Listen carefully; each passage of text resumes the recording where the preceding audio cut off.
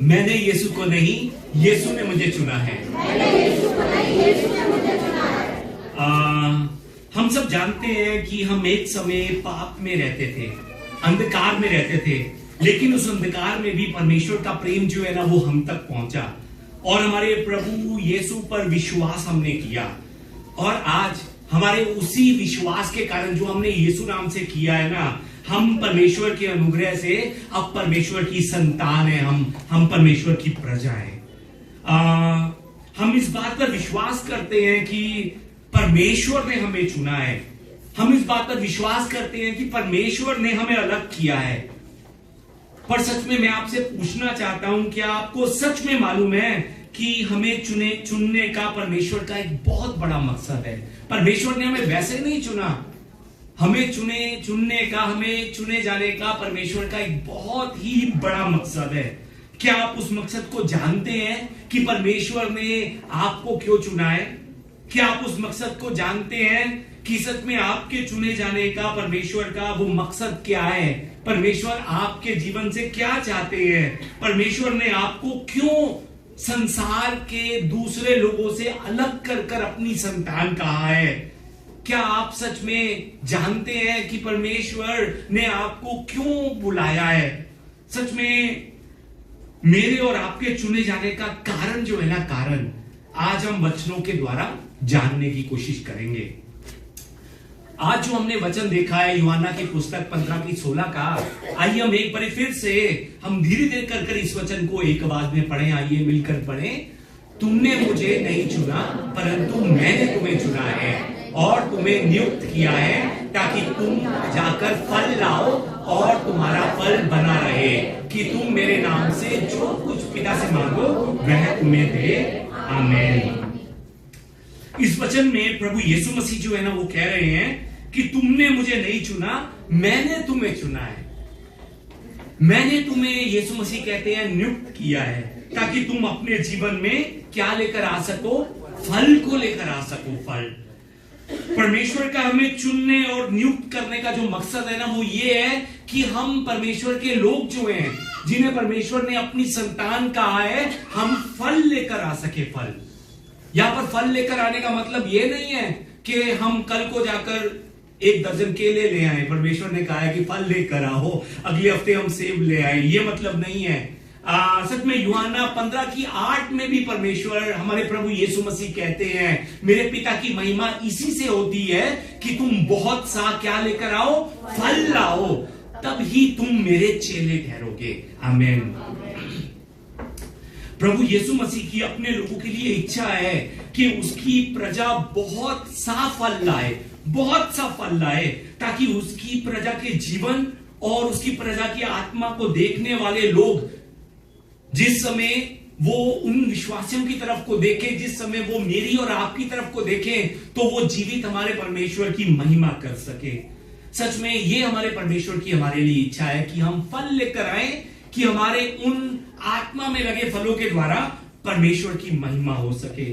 सच में इसीलिए आज जो है ना, मैं आपको ये बताना चाहता हूं कि हमारा जीवन कैसे फलवंत हो सकता है, हम कैसे अपने जीवन में बहुत फल लेकर आ सकते हैं, कैसे हम अपनी आत्मा को फलों से भर सकते हैं। हमारे लिए ये जानना बहुत जरूरी है। इसलिए आज इस शब्द को लेकर वचन जो है ना वो आपसे बांटना चाहूंगा।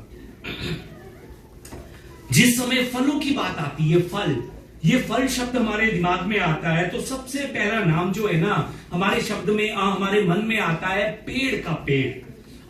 फल कहां पर लगते हैं?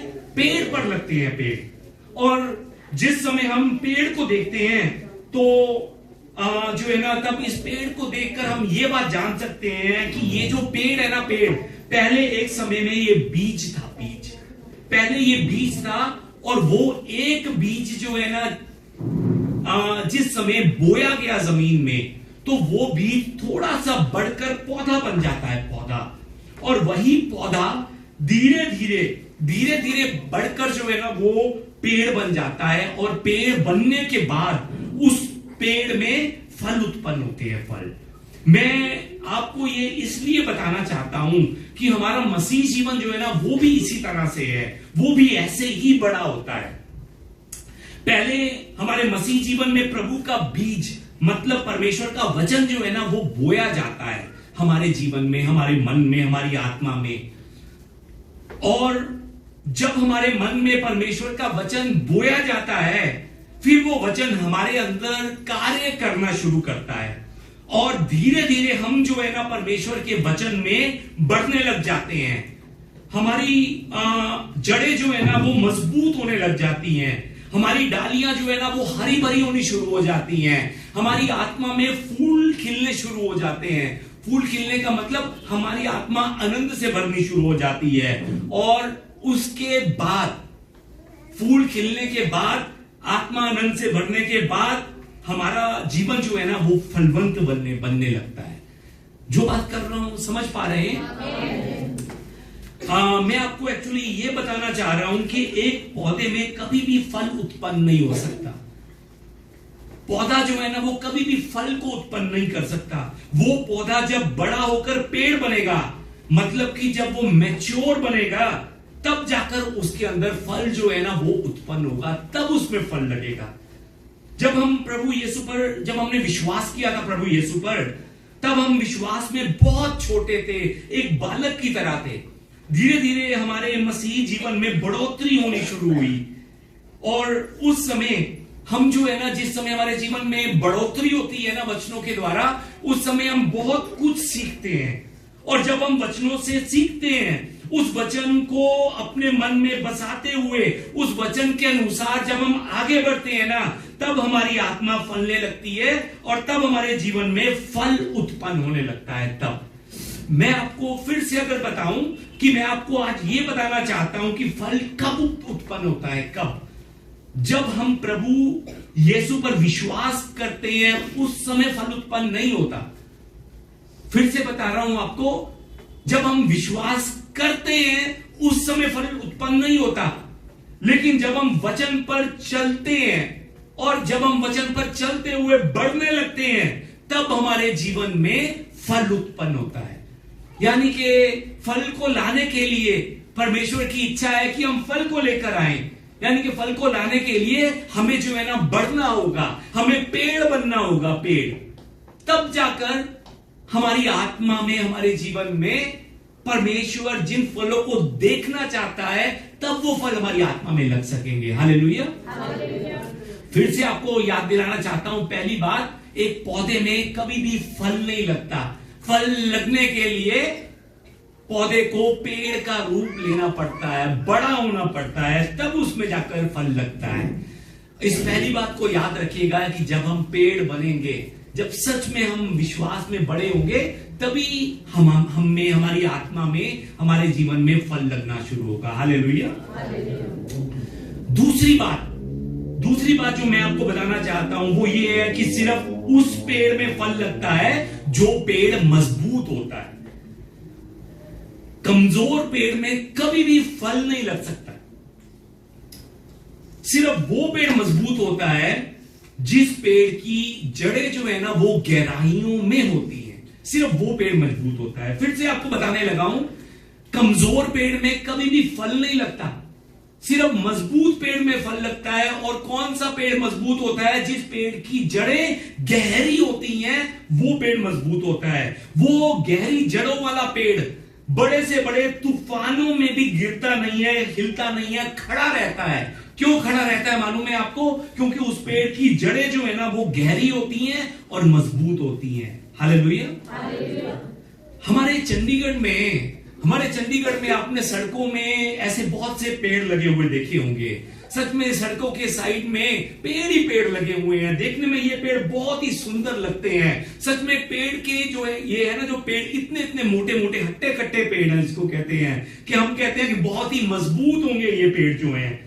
पर उन पेड़ों की जड़ें जो है ना बहुत ज्यादा कमजोर है। मैं आपको बताना चाहता हूं, उन पेड़ों की जड़ें कमजोर होने के कारण जिस समय चंडीगढ़ के अंदर अंधेरी चलती है ना, तो उस समय ये पेड़ जो हमें दिखने में बहुत ज्यादा मजबूत लगते हैं, हमें बहुत ज्यादा स्ट्रांग लगते हैं, यही पेड़ जो है ना सड़क के किनारे गिरे हुए होते हैं। ये पेड़ जो है ना जो टूट कर गिरे हैं, ये आजकल में लगाए गए पेड़ नहीं है। मैं बचपन में यहीं पर पैदा हुआ हूं, बचपन से मैं इन पेड़ों को देख रहा हूं। बचपन से इन पेड़ों की जड़ें जो है ना वो गहरी नहीं होती। इन पेड़ों की जड़ें जो है ना सिर्फ दिखावे के लिए साइड में फैलती है, साइड में, गहरी नहीं होती, साइडों में फैलती है। ये पेड़ दिखने में बहुत ज्यादा मजबूत लगते हैं, बहुत ज्यादा स्ट्रॉन्ग लगते हैं, पर एक्चुअली उनकी जड़ें बहुत कमजोर होती हैं। और उनकी जड़ें कमजोर होने के कारण तूफानों में ये पेड़ तो गिरते ही गिरते हैं, पर इन पेड़ों के आसपास में जो कुछ भी होता है ना, ये उसका भी नुकसान कर देते हैं। अगर इन पेड़ों के आसपास में, इन कमजोर जड़ों वाले पेड़ों के आसपास में लोग खड़े होंगे तो लोगों का नुकसान होगा। अगर कोई चीज पड़ी होगी तो उस चीज का भी नुकसान होगा। उन कमजोर जड़ वाले पेड़ों पर कभी भी फल नहीं लगेंगे। अगर इन कमजोर जड़ वाले पेड़ों पर कोई फल लगेगा भी ना, तो वो दूसरों के लिए अच्छा नहीं होगा। वो एक तरह से जहर का काम करता है, इन कमजोर पेड़ों पर लगा हुआ फल।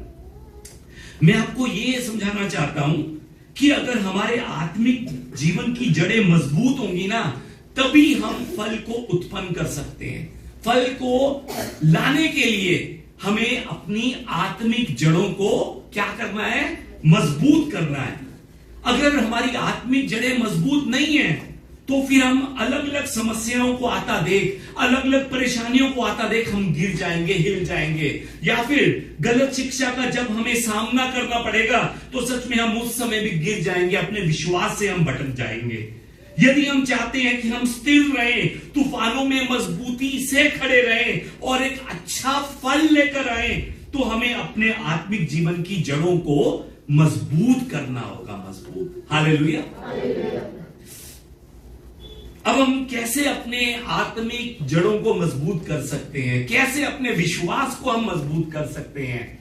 पौलुस जो है ना, पौलुस कुलोसियों की पुस्तक अध्याय 2 की 6 और 7 में इस तरह से कहता है, सो जैसे तुमने ये मसीह यीशु को प्रभु कर ग्रहण कर लिया है, वैसे ही उसमें चलते रहो और उसी में जड़ पकड़ते और बढ़ते जाओ, और जैसे तुम सिखाए गए वैसे ही विश्वास में दृढ़ होते जाओ और अत्यंत धन्यवाद करते रहो। आमीन। पौलुस जो है ना, इन वचनों के द्वारा जड़ मजबूत होने का मतलब क्या है वो हमें समझा रहा है, वो हमें बता रहा है। जड़ मजबूत होने का मतलब पौलुस कहता है ये है कि आत्मिक जीवन में हमें परमेश्वर का सही ज्ञान होना बहुत जरूरी है। 7 नंबर आयत में लिखा है, उसी में जड़ पकड़ते और बढ़ते जाओ, और जैसा तुम सिखाए गए हो, जैसा सिखाए गए हो, अपनी मर्जी से नहीं, किसी और ने कुछ और बता दिया वो नहीं, जैसा तुमने सीखा है, जैसा तुम सिखाए गए हो, वैसे ही विश्वास में दृढ़ होते जाओ। वैसे ही विश्वास में, जैसा सिखाए गए हो वैसे ही। सच में हमें परमेश्वर का सही ज्ञान होना बहुत जरूरी है। पौलुस ये बात करने की कोशिश कर रहा है।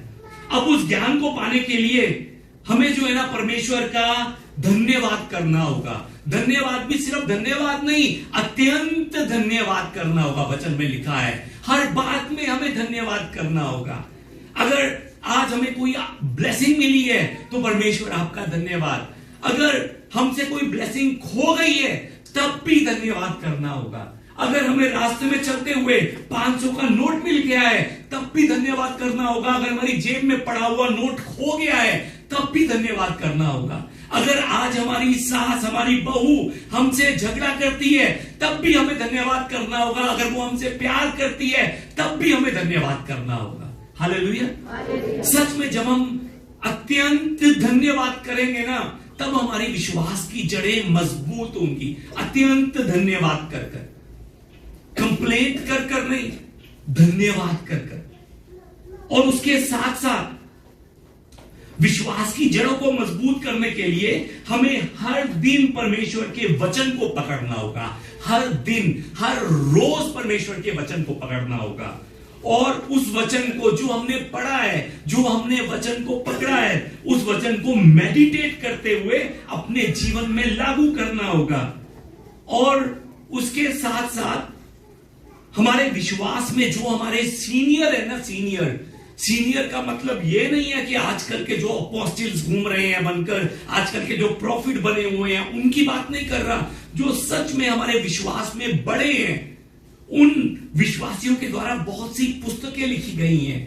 उन पुस्तकों को भी हमें देखना होगा, उनको भी हमें पढ़ना होगा, ताकि सच में वचन को हम अपनी मर्जी से नहीं, परमेश्वर के मन से समझ सके। जो विश्वासी वचन पढ़ते हैं, वचन की स्टडी करते हैं, उनकी सच में जड़ें जो है ना वो दिन ब दिन मजबूत होती जाती है।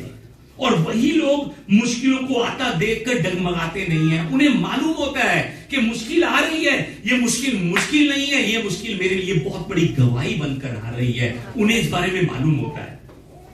लेकिन जो लोग वचन को नहीं पढ़ते, जो लोग वचन को मेडिटेट नहीं करते, जो लोग दिन में सिर्फ 5-6 मिनट प्रार्थनाएं करते हैं, सिर्फ संडे की आराधना करते हैं और वो संडे का वचन भी मंगलवार तक भूल जाते हैं और इधर उधर भटकते रहते हैं, सच में मैं माफी मांगता हूं ये बात कहते हुए, उनका जीवन कभी भी स्थिर नहीं रह सकता। कभी भी उनका जीवन स्थिर नहीं रह सकता। उनके जीवन में कभी भी बढ़ोतरी नहीं हो सकती। अगर आज आप में से किसी को लगता है कि सच में मैं जो हूं ना, मैं दिन में 5-6 मिनट प्रार्थना करने वाला हूं, मैं सिर्फ संडे की आराधना करने वाला हूं और वो संडे का वचन भी मैं मंगलवार तक भूल जाने वाला हूं, सच में आज मुझे लग रहा है कि परमेश्वर का वचन जो है ना मेरे बारे में मुझे बता रहा है, तो मैं आपको बताना चाहता हूं कि अभी भी देर नहीं हुई है। परमेश्वर की जो डांट है ना वो आशीषों से भरी डांट है। परमेश्वर की डांट हमें निराश करने के लिए नहीं है, हमें उठाने के लिए है कि मेरे बेटे इसी तरह से उठ। हमारी बेटियां भी कभी कभी जब स्कूल में जाती है ना, वो उठती नहीं है, खासकर सबसे छोटी वाली। उसको एक बार ही कहेंगे उठ जा, 2 बार ही कहेंगे उठ जा, 3 बार ही कहेंगे उठ जा। स्कूल अगर वो ना जाएगी, उसको लगता है कि उसे कोई फर्क नहीं पड़ेगा, पर हमें मालूम है कि अगर वो स्कूल नहीं जाएगी ना तो उसका मन पढ़ाई से एक ना एक दिन उठ जाएगा। हम उसको जबरदस्ती उठाते हैं, डांटते हुए उठाते हैं। वो मेरी डांट में उसके लिए नफरत नहीं है, मेरा प्यार छुपा हुआ है, मेरा प्यार उस डांट के अंदर। परमेश्वर की जो डांट है ना हमारे लिए प्रेम है, प्रेम। परमेश्वर चाहते हैं कि हम उठें, हम खड़े हों। सच में आज अगर आपको लगता है कि ये परमेश्वर की डांट जो है ना वो मुझे पड़ रही है, तो आज से सच में हम वचन को पढ़ना शुरू करें, वचन को मेडिटेट करना शुरू करें। सच में आज से हम हर रोज परमेश्वर का वचन पढ़ें। बाइबल में जो लिखा है हर रोज उसको पढ़ें। 2025 का कैलेंडर जो आप अपने घरों में लेकर गए हैं, उन कैलेंडर में भी हर रोज का वचन लिखा हुआ है, हर रोज का। आज का वचन क्या है मालूम है आपको? मैं बाइबल अलग पढ़ता हूं और उस कैलेंडर का वचन अलग पढ़ता हूं। आज की उस वचन के अंदर रोमियो की पुस्तक 6:13 का वचन लिखा हुआ है कि अपने अंगों को परमेश्वर को सौंपे, अपने अंगों को परमेश्वर को सौंपे। सच में उन वचनों को पढ़िए जो कैलेंडर में लिखे हुए हैं, उन वचनों को पढ़िए जो बाइबल में लिखे हुए हैं और उन वचनों को पूरा दिन मेडिटेट करते हुए आगे बढ़िए। उन वचनों पर चलने के लिए मेहनत कीजिए। अगर उन वचनों को पढ़ते समय सच में कोई बात आपको समझ में नहीं आती है, आपके मन में कोई सवाल आता है, तो मुझसे पूछिए। जितना थोड़ा सा ज्ञान परमेश्वर ने मुझे दिया है वो मैं आपसे सच में बांटना चाहता हूं, क्योंकि ये ज्ञान का वरदान जो परमेश्वर ने दिया है वो सच में मैं अगर अपने पास संभाल कर रखूंगा ना तो ये पड़ा पड़ा गल जाएगा, सड़ जाएगा। इस ज्ञान के वरदान को जो मेरे पास थोड़ा सा है ना, थोड़ा सा, वो आपको मैं बांटना चाहता हूं। जो चीज आपको समझ में नहीं आती मुझसे पूछिए। सच में मैं हमारी कलीसिया के लोगों का विश्वास की जड़ें जो है ना मजबूत करने के लिए जितना हो सके मैं उतनी मेहनत करने के लिए तैयार हूं। जहां तक हो सके मैं वहां तक जाने के लिए तैयार हूं। अगर सच में हमारी कलीसिया के विश्वासियों की जड़ों को मजबूत करना है, मुझे सच में अगर आपको लगता है कि पास्टर जी मुझे सच में ये वचन समझ में नहीं आ रहा है, इसके कारण मेरी जड़ें जो है ना वो रुकी हुई हैं, मुझे अपने घर में बुलाइए, आपके घर में आने के लिए मैं तैयार हूं। घर में आकर सच में अपने मन की बातें कीजिए, अपने मन का जो सवाल है ना वो मुझसे कीजिए। वचनों के द्वारा हम मिलकर उन सवालों के उत्तर को हम देखेंगे, और सच में जिस समय हमें उन सवालों का उत्तर मिलेगा तो हमारी जड़ें और ज्यादा गहरी जानी शुरू होंगी। वचन को पढ़िए, मेडिटेट करिए। आज से सच में वचन से पढ़ते हुए मेडिटेशन शुरू कीजिए। हालेलुया। हम एक बार कहें, आज से मैं वचन को पढ़ूंगा, आज से मैं वचन को मेडिटेट भी करूंगा। यहां पर एक बात और आपको बताना चाहता हूं, जिस समय मेडिटेशन की बात आती है ना, बहुत से लोगों के ध्यान में ये रुद्रासन आ जाता है कि ऐसे कर कर बैठना है, ऐसे कर कर मेडिटेशन के लिए। ये मेडिटेशन नहीं है जो मैं आपको करने के लिए कह रहा हूं, ये नहीं है वो चीज जो मैं आपको कह रहा हूं वचनों से मेडिटेशन कीजिए। हो सकता है कि आप में से भी कुछ लोग रुद्रासन लगाकर बैठ जाते हो ऐसे कर कर। मेडिटेशन जो सच में परमेश्वर हमें करने के लिए कहता है ना, वो मोक्ष लगाकर बैठना नहीं है। मेडिटेशन परमेश्वर कहता है कि जिस वचन को पढ़ा है तूने, उदाहरण के तौर पर आज जैसे मैंने पढ़ा है रोमियो की 6:13 में जो कैलेंडर में लिखा है कि अपने अंगों को परमेश्वर को सौंप। पूरा दिन उस वचन पर मेडिटेट कीजिए कि इस वचन के अंदर अपने अंगों को परमेश्वर को सौंप कहने वाला परमेश्वर कौन है। वो परमेश्वर सच में इस वचन के द्वारा मुझे क्या समझाना चाह रहा है। अपनी मर्जी से वचन ये बात करना चाह रहा है पर मेरा कुछ और पढ़ने को मन कर रहा है, अपनी मर्जी से नहीं। एक वचन को पकड़कर पूरा दिन उस वचन पर मेडिटेट कीजिए। अगर वचन में लिखा है अपने अंगों को परमेश्वर को सौंप, तो सच में पूरा दिन इस सोच में बिताइए कि मैं किस तरह से अपने अंगों को परमेश्वर को सौंप सकूं।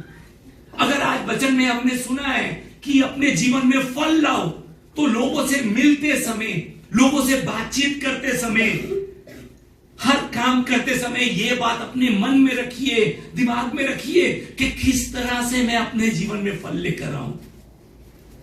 इसको कहते हैं पूरा दिन मेडिटेट करते हुए आगे बढ़ना। पूरा दिन जिस समय हम वचनों को अपने मन में रखकर मेडिटेट ना करते हुए हम वचनों को भूलकर लोगों से बातें करेंगे ना, तो मैं आपको बताना चाहता हूं वो बातें नहीं, वो बातें चुगलियां बन जाएंगी, वो बातें बुराइयां बन जाएंगी, वो बातें इधर की उधर होनी शुरू हो जाएंगी।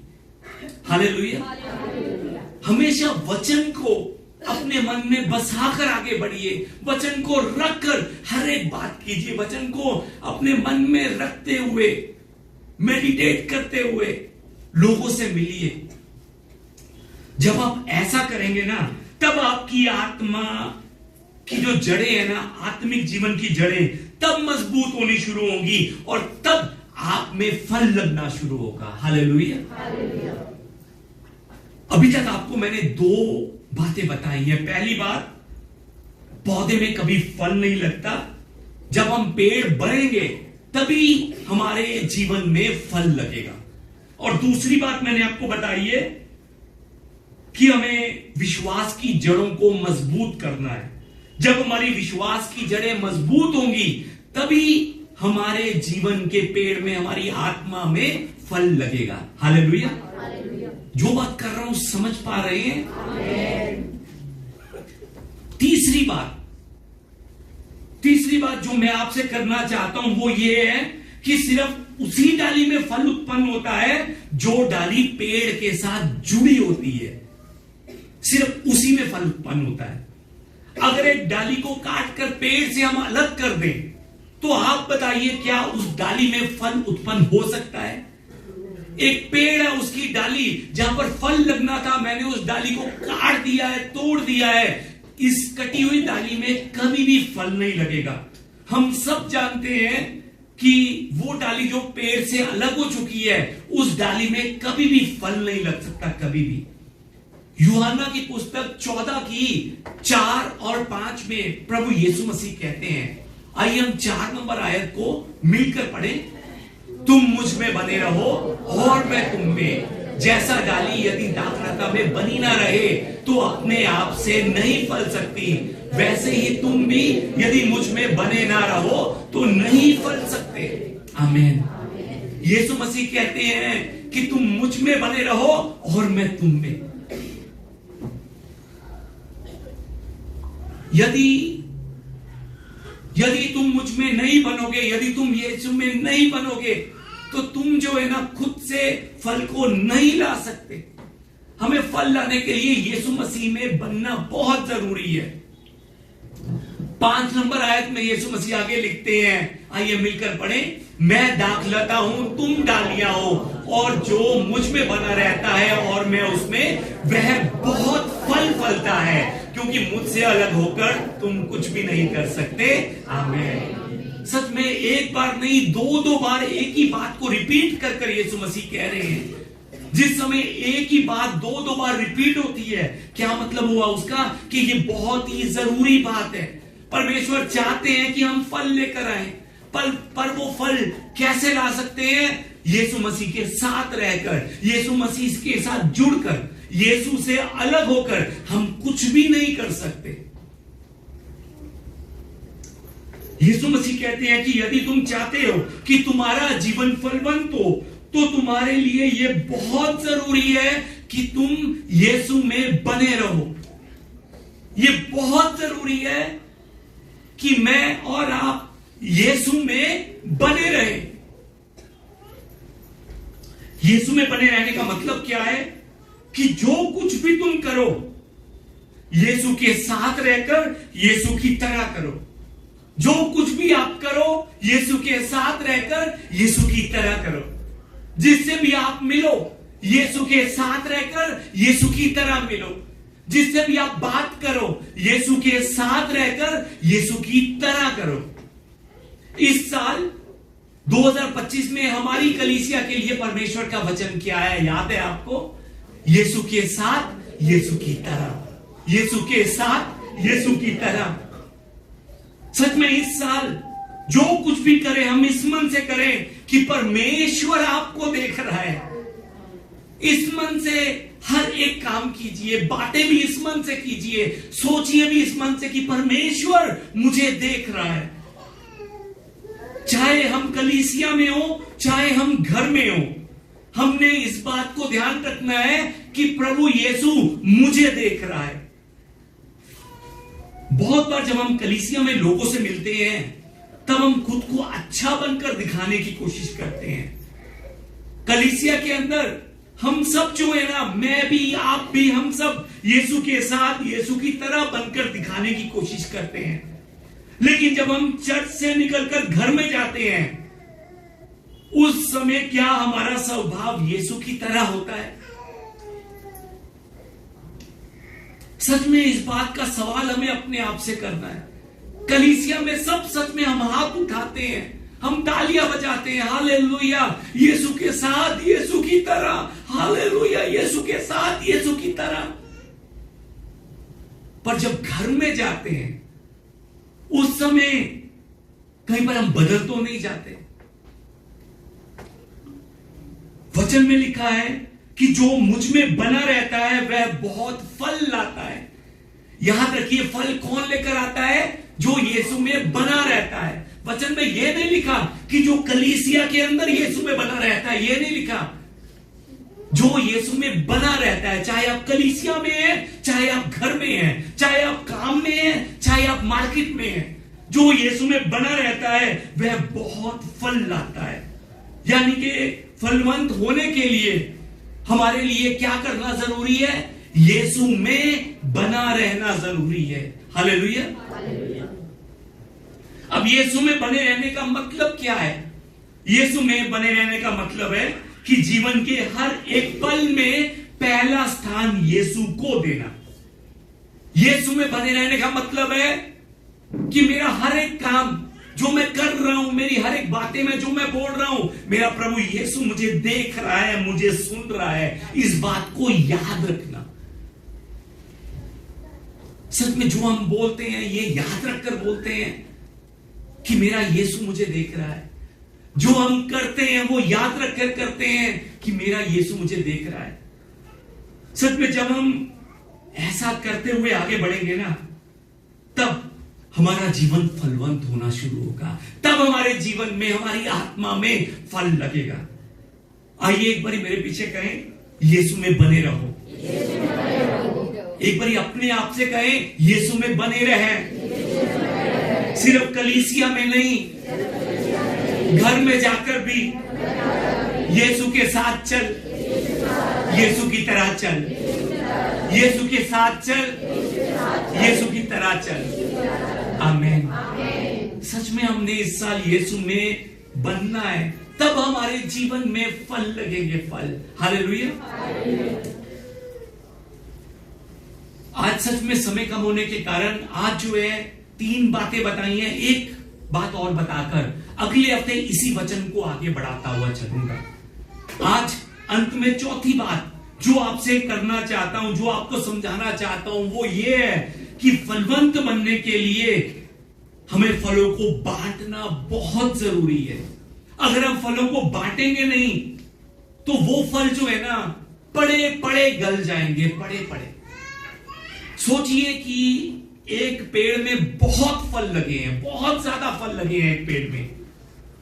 अब उस पेड़ के फल जो उस पेड़ में लगे हैं, उस पेड़ के फलों का इस्तेमाल कौन करता है? क्या वो पेड़ खुद अपने फलों को खाता है या फिर दूसरे इस्तेमाल करते हैं? मुश्किल सवाल है। फिर से आपसे पूछता हूं, हिंदी में पूछता हूं, माफी मांगता हूं, मैं मराठी बोल रहा था, माफी मांगता हूं। एक पेड़ में बहुत से फल लगे हैं, क्या वो पेड़ अपने फलों को खुद खाता है या दूसरे आकर उसके फलों को खाते हैं? ओ धन्यवाद, हिंदी में बोला तब आपका समझ में आया, धन्यवाद। कोशिश करूंगा अगली बार मैं मराठी ना यूज करूं। सच में वो पेड़ नहीं बल्कि दूसरे जो है ना उसके फल को खाते हैं, दूसरे उस पेड़ के द्वारा आशीषित होते हैं। मेरे और आपके जीवन में भी जब हम कहते हैं ना कि हमें फलवंत होना है, तो फलों से भरने के लिए हमें स्वार्थी नहीं बनना, जो सिर्फ अपने बारे में ही सोचता है, जिसका मकसद सिर्फ मैं हूं मैं। हमने स्वार्थी नहीं बनना है, हमें अपने से ज्यादा दूसरों के बारे में सोचना है, दूसरों के लिए जीना है। हमें हमेशा यह सोचना है कि इस जीवन में वो जीवन जो परमेश्वर ने मुझे दिया है, वो टैलेंट जो मेरे जीवन के अंदर परमेश्वर ने मुझे दिया है, उस टैलेंट के द्वारा मैं दूसरों को कैसे ब्लेस कर सकूं। हमने हमेशा इस बात को सोचना है। जो पेड़ जो है ना, याद रखिए, सबके लिए खुला आमंत्रण देता है, सबको।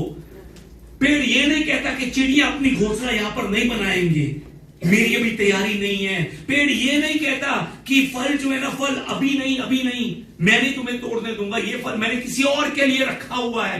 पेड़ सबको खुला आमंत्रण देता है, चिड़िया को भी और लोगों को भी, जानवरों को भी, इंसानों को भी। सच में कलीसिया जो है ना, मैं आपको बताना चाहता हूं, वो स्वस्थ कलीसिया है जो सबके लिए तैयार रहती है। अगर सच में हम आपस में ही खोए रहेंगे ना, अगर सच में हम सिर्फ जो हम हैं हमें ही सब कुछ करना है, तो हम ये सोचेंगे, तो मैं बताना चाहता हूं कि वो कलीसिया, हमारी कलीसिया कभी भी स्वस्थ नहीं बन सकती। एक कलीसिया को स्वस्थ बनने के लिए सच में हमें सबके लिए ओपन होना है, सबके लिए, हर एक हालातों से झेलने के लिए हमें ओपन होना है। हमेशा वो कलीसिया स्वस्थ बन सकती है।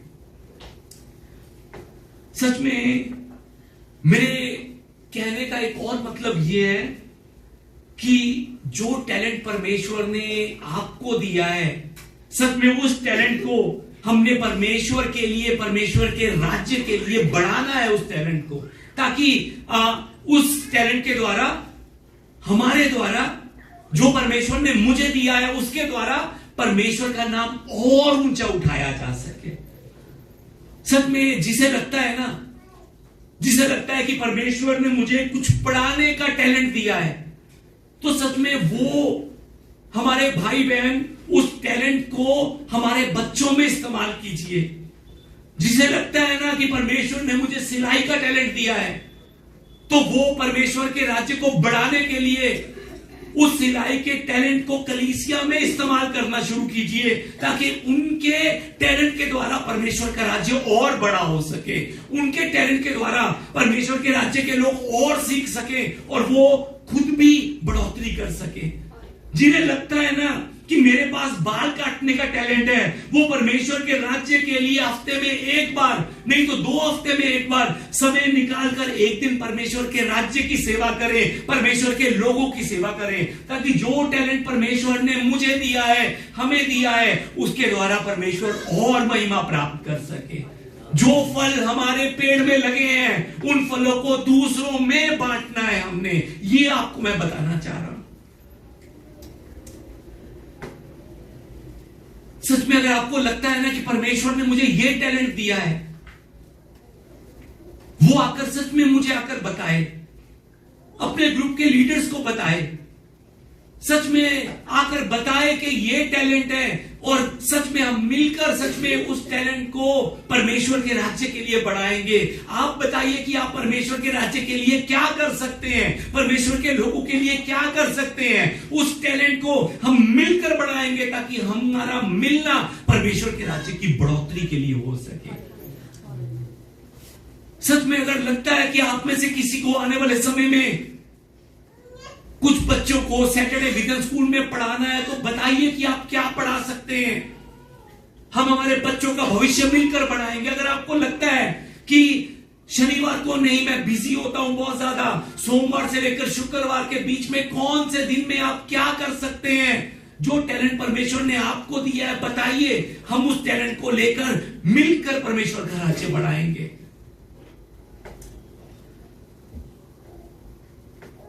अपने टैलेंट को परमेश्वर के लिए, परमेश्वर के लोगों के लिए यूज कीजिए, ताकि जो फल परमेश्वर ने आप में लगाए हैं, उन फलों से दूसरे जो है ना वो तृप्त हो सके, और आपके द्वारा परमेश्वर की जो है महिमा हो सके। सच में अगर हम ऐसा नहीं करते तो हमारा जीवन जो है ना एक स्वार्थी जीवन बन जाता है। वो जीवन बन जाता है जो सिर्फ मैं अपने लिए जीता हूं, अपने परिवार के लिए जीता हूं।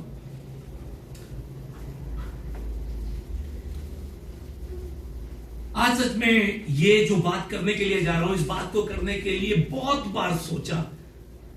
पिछले मंगलवार से वचन की तैयारी कर रहा था, पिछले मंगलवार से सोच रहा था कि ये बात करूं कि ना करूं, करूं कि ना करूं, पर लगा परमेश्वर ने मन दिया। आज सुबह भी प्रार्थना कर रहा था कि कर। मेरी बेटी सारा जो है ना, सारा परमेश्वर ने, उसे लगता है, मुझे नहीं लगता है, उसे लगता है कि परमेश्वर ने उसे मैथ का थोड़ा सा टैलेंट दिया है। उसे लगता है, मुझे नहीं लगता उसके नंबर देखकर जो है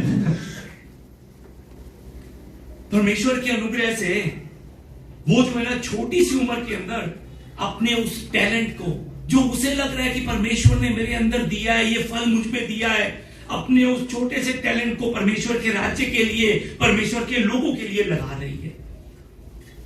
मैं आपको बताना चाहता हूं कि वो कोई टीचर नहीं है, वो भी अभी 9वीं में पढ़ रही है, वो भी अभी बच्ची है, उसे भी कुछ ज्यादा मालूम नहीं है। अगर उस 9वीं क्लास की बच्ची को 10वीं का सवाल दे देंगे तो वो भी परेशान हो जाएगी। क्यों? उसे भी मालूम नहीं है ज्यादा। हमने भी उसे कभी नहीं कहा कि तू ऐसा कर या वैसा कर। उसे खुद लगा कि यदि मैंने परमेश्वर के दिए फलों को सच में अपने अंदर और बढ़ाना है, मैंने यदि परमेश्वर में फलवंत होना है, तो मुझे अपने टैलेंट को दूसरों के साथ बांटना होगा, ताकि मेरे जीवन में भी फल लग सके और वो फल दूसरे उस फल के द्वारा तृप्त हो सके। सच में आपको नहीं पता, वो इस टैलेंट को बढ़ाने के लिए कभी कभी हमारी डांट भी खाती है। क्यों? अकेली कहीं जा नहीं सकती, जहां पर भी जाना है मुझे या फिर मेरी घरवाली को साथ में जाना पड़ता है, छोड़ने के लिए, लेकर आने के लिए। संडे को भी यहां पर 1 या 2 बच्चों के साथ मिलकर थोड़ी पढ़ाई करती है। आज सुबह भी बहुत डांट पड़ी। क्यों? अपनी मम्मी से पूछे बिना इसने वादा कर दिया कि हम 9:30 बजे इकट्ठे होंगे, पर मम्मी जो है 9:30 बजे तक तैयार नहीं हुई थी। और मम्मी ने कहा कि आगे से अपने मर्जी से कोई वादा नहीं करना, पूछ कर। सच में मैं आपको बताना ये चाह रहा हूं कि डांट खाकर भी ये परमेश्वर की सेवा करने के लिए तैयार है, डांट खाकर भी। अगर आप पिछले बुधवार को जुड़े होंगे, हमने याकूब की पुस्तक पहला अध्याय की पहली आयत हमने मिलकर देखी थी, मिलकर पढ़ी थी। उस अध्याय को खत्म करते समय मैंने आपको बताया था कि प्रभु यीशु मसीह ने हमसे क्या उम्मीद रखी है। प्रभु यीशु मसीह कहते हैं कि जो कोई बड़ा बनना चाहे वो सेवक बने, सेवक, अपना सेवक नहीं, अपने परिवार का सेवक नहीं, दूसरों का सेवक। और जो कोई प्रधान बनना चाहे वो दास बने, जो बड़ा बनना चाहे वो सेवक बने, जो प्रधान बनना चाहे वो दूसरों का दास बने। परमेश्वर के राज्य में सेवक बनकर, सच में परमेश्वर के राज्य में दास बनकर परमेश्वर के राज्य की सेवा कीजिए। तब एक समय आएगा जब आप लगातार परमेश्वर के राज्य में सेवक बनकर, परमेश्वर के लोगों के मालिक बनकर नहीं, परमेश्वर के लोगों के दास बनकर जब आप सेवा करेंगे ना, तब एक दिन एक समय आएगा जिस समय परमेश्वर आपको बड़ा बनाएंगे। एक समय आएगा जिस समय परमेश्वर आपको प्रधान बनाएंगे। सच में हमने परमेश्वर के राज्य के लिए अपने मनों को खोलना है। जो फल परमेश्वर ने मेरी आत्मा में लगाए हैं, जो टैलेंट परमेश्वर ने मुझे दिया है, उस टैलेंट के द्वारा हमने परमेश्वर की महिमा करते हुए आगे बढ़ना है। हालेलुया। सच में आज इन वचनों को समाप्त करते हुए कुछ बातों को गहराई से सोचने की आपसे गुजारिश करता हूं। सच में अब हमने और ज्यादा सोना नहीं है, हमने आत्मा में उठकर बैठना है। क्या हो रहा है, क्या नहीं हो रहा है, हमें इन चीजों को जानते हुए रहना है। मेरी सबसे ज्यादा जरूरत किस मोड़ के ऊपर है, हमें इस चीज को जानना है। सच में हमें ये गहराई से सोचना है कि हम यीशु के साथ कितना जुड़े हुए हैं।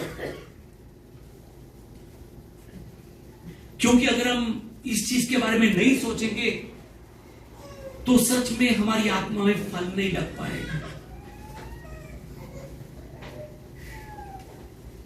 सच में हमने गहराई से सोचना है कि हम यीशु के साथ कितना जुड़े हैं, वचन के साथ कितना जुड़े हैं, आराधना के साथ कितना जुड़े हैं, प्रार्थना के साथ कितना जुड़े हैं। सच में आज खुद को हमें, अपनी आत्मा में खुद को हमने उत्तर देना है कि क्या हम यीशु में बने हुए हैं कि नहीं बने हुए हैं। क्या हम सच में ये कह सकते हैं यीशु मसीह के सामने खड़े होकर कि यीशु मसीह आप मुझ में हो और मैं आप में हूं? क्या अब हम ये कह सकते हैं कि अब हम एक बड़े वृक्ष बन चुके हैं जिसकी जड़ें बहुत मजबूत हैं, बड़े से बड़े तूफान में भी ये जड़ें जो है वो नहीं हिल पाएंगी? क्या सच में जो टैलेंट परमेश्वर ने हमें दिया है, क्या उसे हम परमेश्वर के राज्य के लिए, परमेश्वर के राज्य को बढ़ाने के लिए लगा रहे हैं? सच में इन बातों को गहराई से सोचने की आपसे गुजारिश करता हूं। हमारे प्रभु यीशु मसीह चाहते हैं कि आप और मैं, हम में बहुत फल लगे, आप और मैं बहुत फल लेकर आए, प्रभु चाहते हैं। उसके लिए सच में आज आपको वचन में बताई गई इन 4 बातों को ध्यान में रखना होगा। इन 4 बातों पर लगातार मेडिटेट करते हुए इन 4 बातों के अनुसार चलना होगा। उम्मीद करता हूं कि वो 4 बातें आप भूले नहीं होंगे।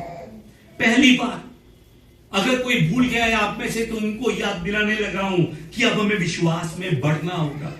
हमें एक पेड़ बनना होगा, पेड़, अब पौधा बनकर नहीं, पेड़ बनकर अपना जीवन बिताना होगा। हमें अपने अंदर फूल खिलाने होंगे ताकि वो फूल आने वाले दिनों के अंदर फल बनकर आ सके। दूसरी बात, हमें वचन को मेडिटेट करते हुए, आराधना करते हुए, प्रार्थना करते हुए हमें जो है ना अपनी जड़ों को परमेश्वर में मजबूत करना है, मजबूत।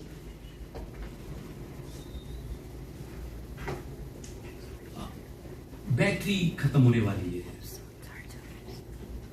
सच में हमें अपनी जड़ों को परमेश्वर में मजबूत करना है। तीसरी बात, हमें सच में यीशु में बने रहना है।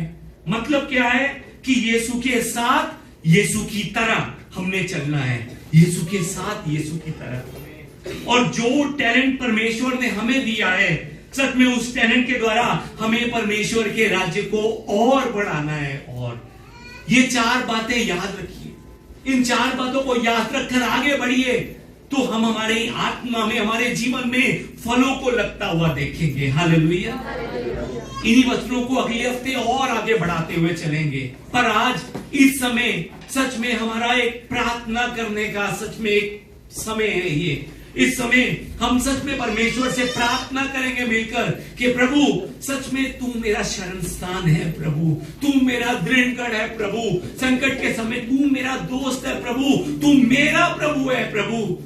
प्रभु आज सच में मैं एक पेड़ बनने की मेहनत करूंगा, मैं प्रार्थना करूंगा और सच में मैं अपने इस जीवन में अब से तुझे और ढूंढूंगा।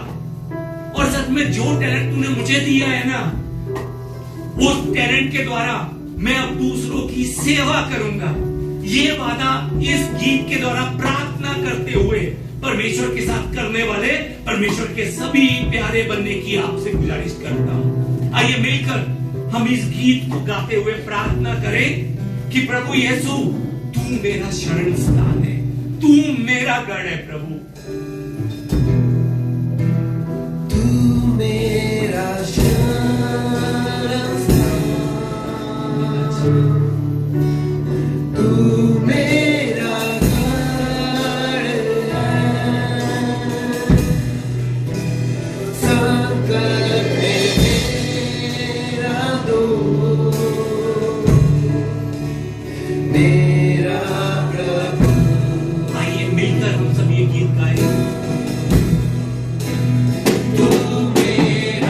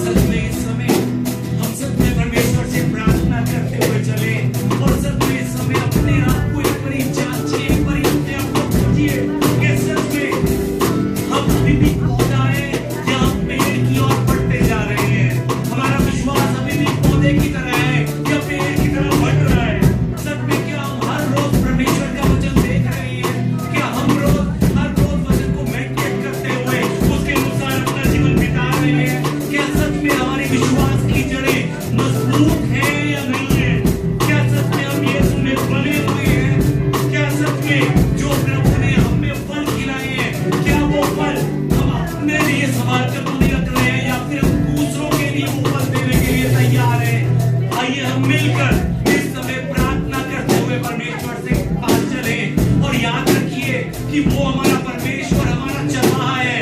जब आप प्रार्थना करेंगे, उसे पुकारेंगे, अपने टैलेंट को परमेश्वर को देंगे, तब वो परमेश्वर आपको संभालता हुआ आगे लेकर जाएगा। तब आपकी आत्मा में फल लगना शुरू होगा। आइए मिलकर आप प्रार्थना करें। ओ पिता परमेश्वर, ओ प्रभु परमेश्वर, आप हमारे चरवाहा हैं परमेश्वर। मुझे विश्वास है कि आप हमें चराएंगे प्रभु। हमें विश्वास है कि आप हमें संभालेंगे प्रभु। हमें विश्वास है प्रभु, हमें विश्वास है प्रभु कि प्रभु सच में जब हम वचनों पर पढ़ने के लिए मेहनत करेंगे, जब हम अपने वचनों को मेडिटेट करते हुए आगे बढ़ेंगे, तब प्रभु आप सच में हमारे विश्वास की जड़ों को मजबूत करेंगे प्रभु। हमें मालूम है अब बिना परमेश्वर अपने पौधा बनकर नहीं, अब अपने हर रोज वचनों के द्वारा, प्रेम के द्वारा, मेडिटेशन के द्वारा हमने प्रभु के और करीब बनते हुए पेड़ का रूप लेना है। प्रभु हमारी मदद कीजिए कि हम बिना परमेश्वर सिर्फ कलीसिया में नहीं, घर में जाकर भी याद रख सके कि मेरा प्रभु मेरे साथ है, मेरा प्रभु मेरे साथ है, मैं प्रभु में बना हूँ। प्रभु मदद कीजिए कि जो टैलेंट आपने मुझे दिया है प्रभु जी, उसको कलीसिया में आपके राज्य को बढ़ाने के लिए मैं इस्तेमाल कर सकूं। प्रभु हमारे मनों को खोलिए प्रभु, ताकि आज हम एक फैसला कर सके कि मुझे परमेश्वर में रहकर क्या करना है।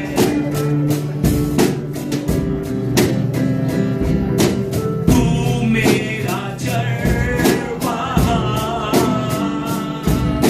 मुझको चराएगा, मुझको संभालेगा मेरा प्रभु। आइए फिर से हम कहें प्रभु से, तू मेरा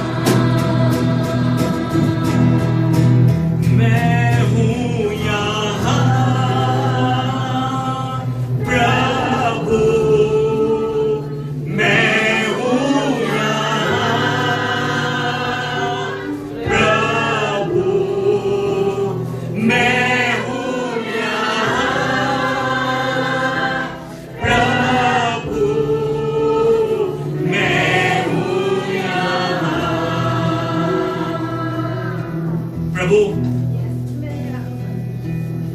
प्रभु मैं यहां पर हूं। प्रभु मेरी मदद कर।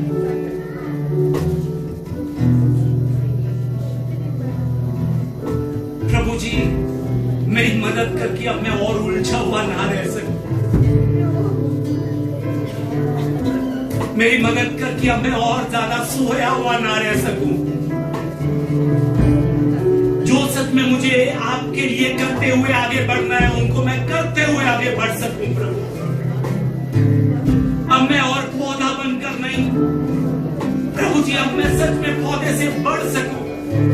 मदद कर मेरी प्रभु,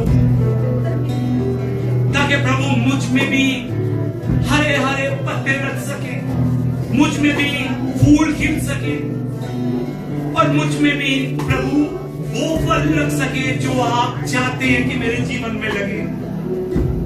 प्रभु मेरे विश्वास की जड़ों को मजबूत कीजिए प्रभु, ताकि प्रभु सच में मैं डगमगा ना सकूं, मैं अपनी जगह को संभाल कर पकड़ सकूं। प्रभु मदद कीजिए कि आराधना में जो आपका वचन मैं सुनूं, सच में उस वचन को मैं याद रखकर उस वचन के अनुसार चल सकूं। प्रभु उस वचन को याद करते हुए मैं लोगों से बातचीत कर सकूं, उन वचनों को याद रखते हुए मैं दूसरों से मिल सकूं, ताकि सच में मेरे उस मन को देखते हुए एक दिन सच में आप उन फलों को मेरी आत्मा में लगा सके जिन्हें आप चाहते हैं कि लगे हो। प्रभु हमारी मदद कीजिए, हमारी कलीसिया की मदद कीजिए। प्रभु हमें आपके साथ की जरूरत है। हमें विश्वास है कि आप हमारे चरवाहा हैं। हमें विश्वास है कि आप हमें चराएंगे प्रभु, आगे चलाएंगे प्रभु, चलाएंगे भी और अपने वचनों से चरवाएंगे भी प्रभु। हमें विश्वास है प्रभु कि आप हमें संभालेंगे प्रभु, और हमें यह भी विश्वास है कि हम भी एक समय दूसरों को संभालने वाले बनेंगे प्रभु। पिता परमेश्वर एक बार फिर से आज के समय के लिए धन्यवाद। अब प्रभु मदद कीजिए कि जो सुना है अब उसके अनुसार चल सकूं जीवन बिता सकूं, एक अच्छा और सच्चा मसीह बनकर प्रभु का नाम ऊंचा उठा सकूं।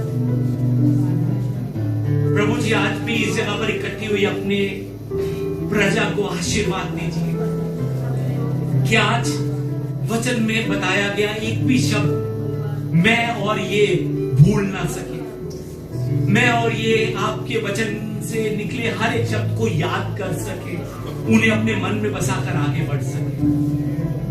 ये हमारी प्रार्थना है प्रभु, ये हमारी गुजारिश है प्रभु। ये सब प्रार्थना हम धन्यवाद के साथ हमारे जीवित प्रभु यीशु मसीह के नाम से करते हैं, आमीन।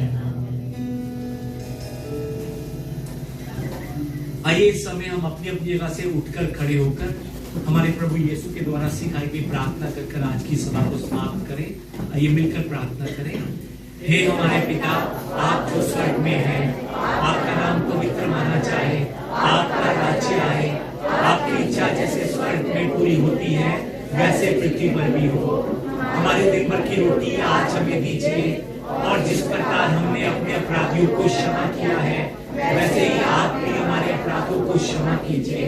आप हमें परीक्षा में मत डालिए, परंतु बुराई से हमें बचा लीजिए, क्योंकि राज्य और पराक्रम और महिमा सदा आपके ही है, आमीन। हमारे परमेश्वर का प्रेम, प्रभु यीशु मसीह का अनुग्रह और पवित्र आत्मा की सहभागिता आज भी परमेश्वर के वचन को सुनने वाले परमेश्वर के हर एक जन में, परमेश्वर के वचनों को सुनते हुए उन पर चलने वाले परमेश्वर की हर एक जन की आत्मा में, परमेश्वर की प्रजा की आत्मा में फल लेकर आ सके। पिता परमेश्वर मदद कीजिए, आशीर्वाद दीजिए और अपनी शांति और अपने अनुग्रह से हमें भर दीजिए। आमीन। हमारा मेरा